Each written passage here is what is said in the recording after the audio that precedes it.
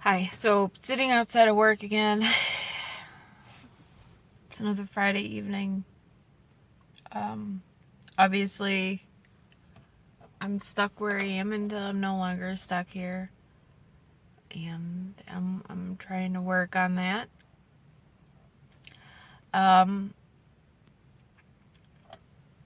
But I do want to talk about something that just bothers me sometimes as it pertains to, I don't know, trying to figure out, I guess, true religion, or people with their Hebrew roots, or even Talmudism, or, originalist Christianity, like going way back. These people, even though they're trying to get back to the roots of religion, don't realize that the roots of the religion are evil. So they turn to do the things that was the things that were hated from the start. And I was reading Ezekiel the other day, and it hit me because there are a lot of instances where this occurs. Israel was never a nation that we could say pleased Yah. If you read, you'll notice time and again, even at the very onset, even with Moshe telling them, you're not going to be good. Even during the time directly out of Egypt, they were doing things that were not pleasing to the Creator. And so to try to look and say, well, what did these people do?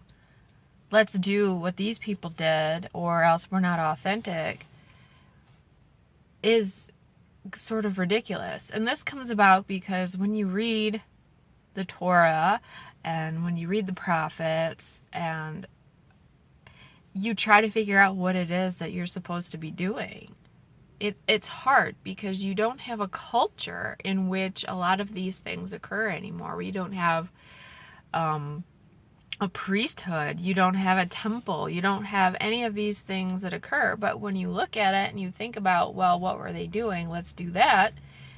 Or we should go back to doing that because that's what was instituted. It's not what was instituted. Those things were evil in the eyes of the Creator. He constantly sends his prophets to speak against the people, especially the leaders, but also all of the people that were transgressing his law by doing these things culturally. And then we look to that to try to figure out what it is that we're supposed to do. It makes no sense. It's kind of like the same thing as people talking about Solomon, like he was the wisest, he was the best king. No, he wasn't. He did every single thing, everything that Moshe or Moses listed a king is not supposed to do. Every single thing that he listed is something that Solomon did.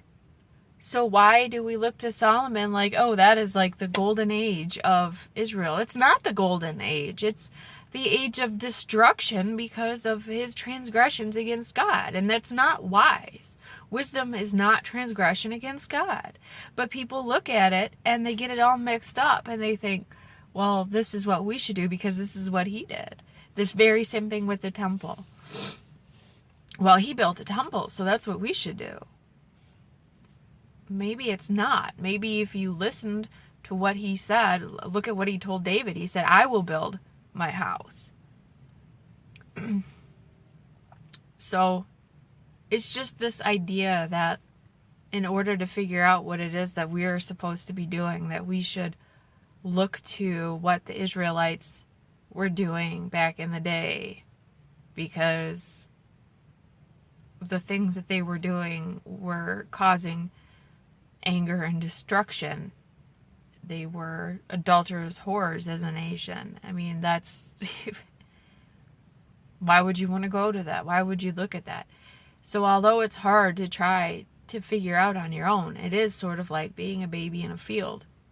Trying to figure out on your own with nobody to bring you up in the correct ways, and trying to sift through all of the garbage to figure out what the right thing is that we should be doing, is a lot better than just going straight to the poison and saying, well, they ate it, so let's do it too. Because obviously that's what the customs were.